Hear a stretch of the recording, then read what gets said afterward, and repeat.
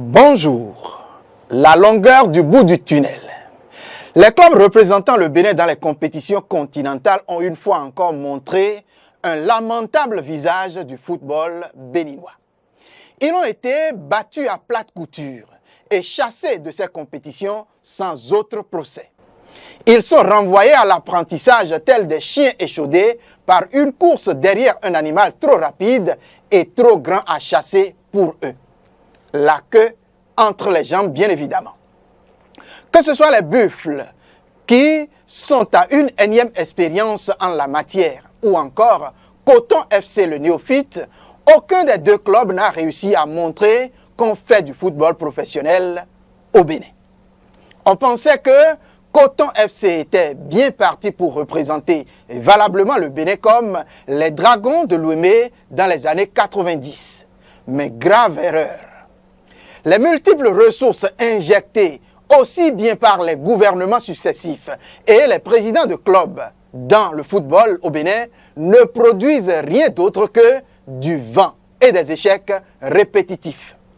À plusieurs reprises, les buffles ont démontré leur incapacité presque légendaire d'affronter des clubs continentaux et de produire de bons résultats. On a vu le club de l'Autopopo aussi faire le même apprentissage il y a quelques mois, après avoir fait une bonne saison. Cette année, beaucoup ont sublimé le club de Ouida comme disposant des arguments pour tenir la dragée haute devant ces challengers du continent. Que nenni!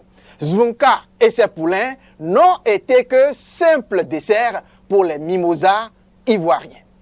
Comme quoi, le rêve n'a été que de courte durée et le bâton magique qu'ils pensaient détenir pour changer les choses n'existait que dans leur tête.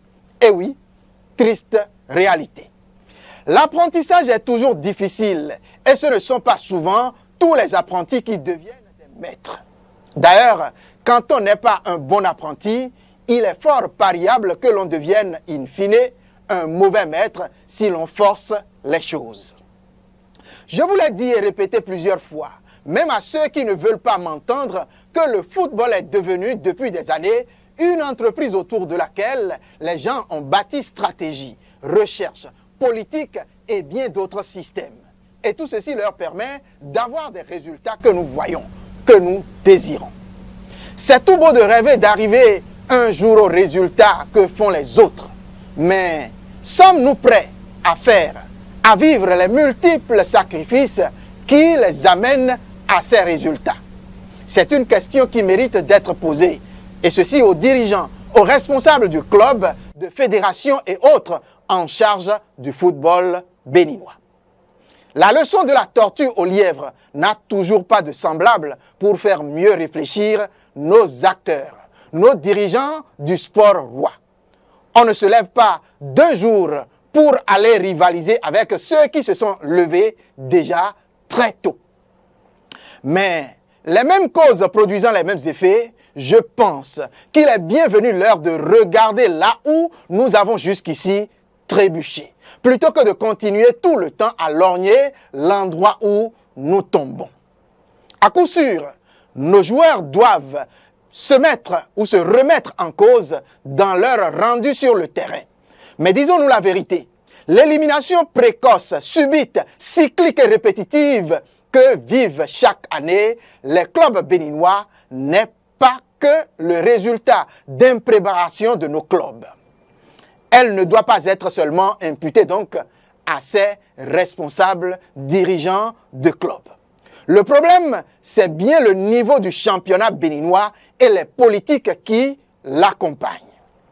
Pour preuve, même les quelques-uns de nos joueurs qui arrivent, vaille que vaille à sortir du pays, sont toujours presque à la traîne. Ça, c'est pour édulcorer. Sinon, je dirais, ils sont toujours à la traîne dans les différents championnats européens.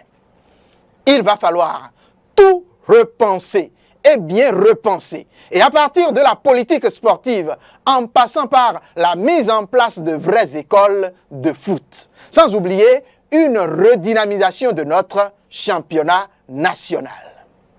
Tant que nous ne l'aurons pas compris, je pense que le foot béninois aura toujours du mal à sortir de l'auberge. Tant le bout du tunnel reste bien éloigné encore de nous à l'étape où nous sommes actuellement. C'est ce que je pense et je vous l'ai dit pour ne pas être complice demain. Merci de l'avoir compris et faites le geste qu'il faut.